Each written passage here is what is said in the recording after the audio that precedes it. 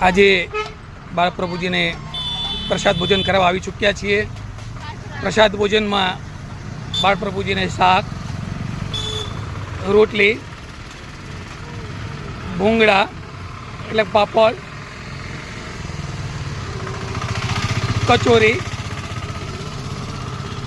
અને ગુલાબજાંબુ બાળકોના પ્રસાદ ભોજનમાં છે। દરરોજ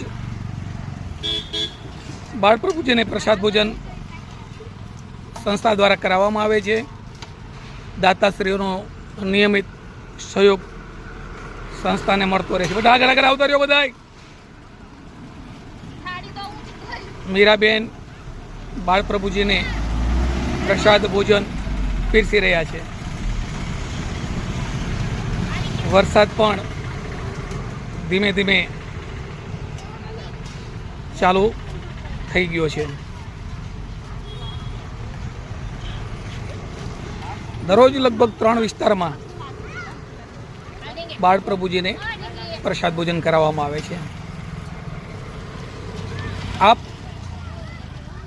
જન્મદિવસ, એનિવર્સરી, તહેવારના દિવસે કે અન્ય દિવસે બાળપ્રભુજીને પ્રસાદ ભોજન કરાવી શકો છો।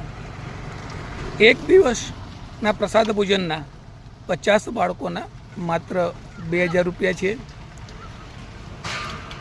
આપ એક બાળકને પણ માત્ર 40 રૂપિયા જેવી નજીવી રકમમાં પ્રસાદ ભોજન કરાવી શકો છો। 40 રૂપિયા એટલે 500 ગ્રામ શાક થયું। માત્ર 40 રૂપિયામાં એક બાળકને દરરોજ પ્રસાદ ભોજન કરાવી શકો છો। એક બાળકને 30 દિવસ સુધી પ્રસાદ ભોજન કરાવવાનો સાવ ખર્ચ સામાન્ય છે, માત્ર 1200 રૂપિયા।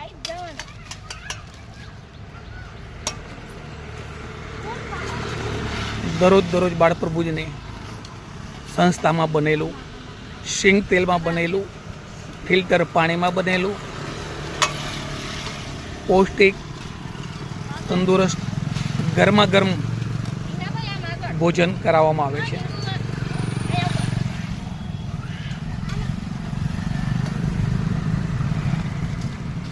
લગભગ 3 વિસ્તારમાં સંસ્થા દ્વારા પ્રસાદ ભોજનની સેવા કાર્યરત છે।